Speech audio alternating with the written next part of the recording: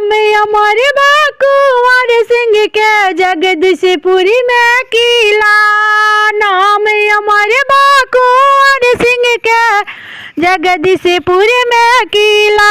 ऐसन रंग रंगाइल बाकी रंगवा हुए पीला। देख के दुश्मन के मान गाबा डाइल बा। लाल किलावा प झंडा फहराइल बा। लाल किलावा पर झंडा फहराइल बा।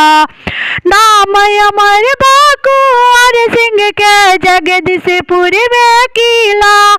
ऐसन रंग रंगाइल बाकी रंगवा हुए पीला। देख के दुश्मन के मान घाबा डाइल बा।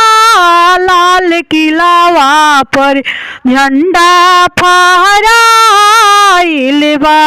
1947 रहे देश गुलामी।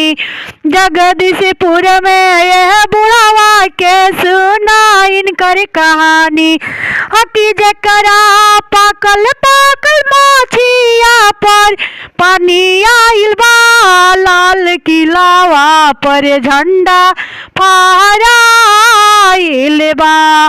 भारत देशवा में झंडा फहराइल बा।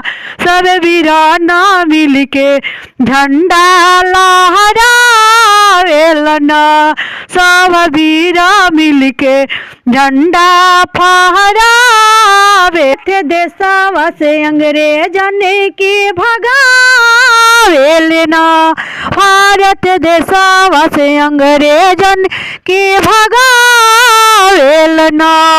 भारत देशवा में खुशियाँ मनावेलन।